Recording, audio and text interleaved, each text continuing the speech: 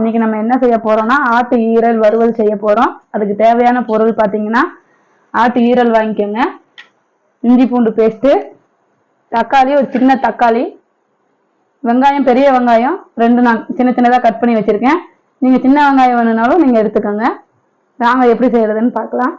எண்ணெய் சூடாயிருச்சு, சோம்பு கொஞ்சம் சேர்த்துக்கலாம், 2 கிராம்பு ஒரு பட்டை சேர்த்துக்கலாம்.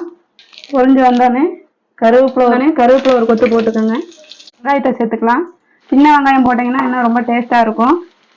நான் வந்து பெரிய வெங்காயம் தான் எடுத்துட்டேன். வெங்காயம் வணங்கட்டும். இதுக்கு தேவையான உப்பு போட்டுக்கோங்க. இதை நல்லா வதக்கிக்கலாம்.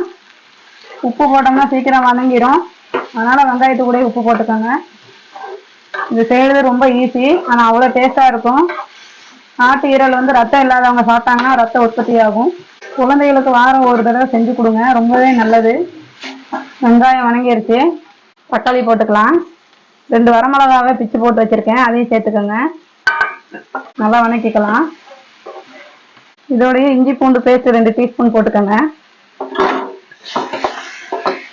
இது கூடவே 1/2 டீஸ்பூன் மஞ்சள் போட்டுக்கோங்க, 1/2 டீஸ்பூன் மிளகாத்தூள் போட்டுக்கோங்க, 1 டீஸ்பூன் கரம் மசாலா போட்டுக்கோங்க, 1/2 டீஸ்பூன் மல்லித்தூள் போட்டுக்கோங்க. அப்படியே நம்ம நல்லா கிளறிக்கலாம். வெங்காயம் மசாலா எல்லாம் நல்லா வணங்கிருச்சு. இப்போ நம்ம ஈரல் சேர்த்துடலாம். இதை ஒரு பிரட்டிக்கலாம். தண்ணி அதிகமாக சேர்க்க தேவையில்லை. நம்ம டீ குடிக்கிற டம்ளரில் 1 டம்ளர் சேர்த்துக்கோங்க, போதும்.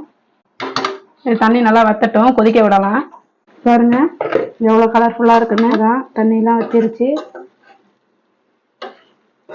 அவ்வளோதான், ரெடி ஆயிடுச்சு.